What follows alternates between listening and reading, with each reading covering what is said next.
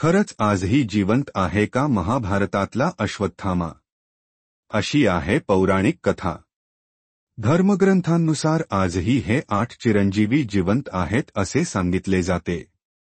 त्या मागची पौराणिक कथा काय आहे हे आपण जाणून घेणार आहोत। सर्वप्रथम आपण अश्वत्थामाची कथा जाणून घेऊया। महाभारतातला अश्वत्थामा कलियुगातही जिवंत आहे असा लोकांचा असा विश्वास आहे। असे म्हणतात की अश्वत्थामा अजूनही जंगलात भटकत आहे। अश्वत्थामाशी संबंधित असे अनेक प्रश्न आणि मान्यता आहे। द्वापर युगात झालेले महाभारत युद्ध हे केवळ कौरव आणि पांडव यांच्यातील युद्ध नव्हते, तर ते एक धार्मिक युद्ध होते ज्याने कलियुगातही खूप काही शिकवले होते।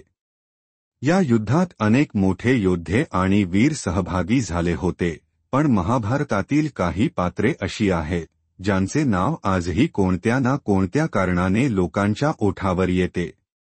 यापैकी एक नाव अश्वत्थामा आहे, जो कलियुगातही जिवंत आहे आणि लोकांचा असा विश्वास आहे की अश्वत्थामा अजूनही जंगलात भटकत आहे।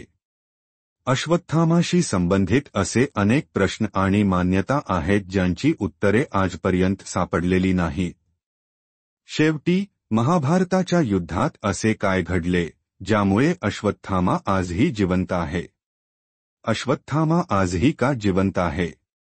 अश्वत्थामा हे महाभारतातील एक पात्र आहे ज्याच्याबद्दल असे म्हटले जाते की ते अजूनही जिवंत आहे। महाभारत काळात भगवान श्रीकृष्णाला मिळालेल्या शापामुळे अश्वत्थामा अजूनही जंगलात भटकत असून त्याच्या शरीरावर मोठमोठ्या जखमा असल्याचे सांगण्यात येते।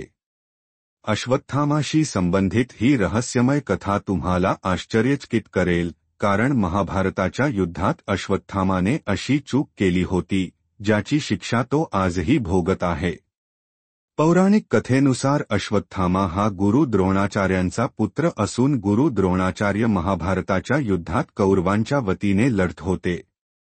युद्धादरम्यान पांडवांनी अश्वत्थामा मरण पावल्याची खोटी अफवा पसरवली।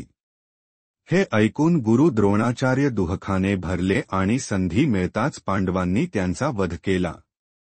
जेव्हा अश्वत्थामाला हे कळले तेव्हा त्याने कपटाने आपल्या वडिलांच्या मृत्यूचा बदला घेण्यासाठी पांडवपुत्रांची हत्या केली।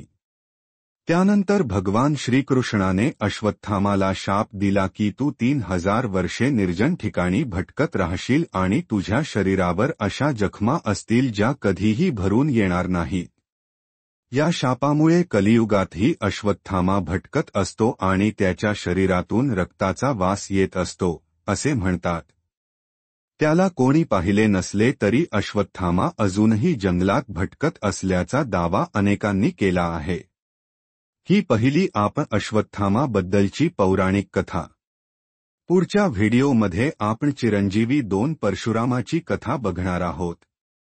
त्यासाठी आपल्या स्टोरी बुक चॅनलला सबस्क्राईब करा। धन्यवाद।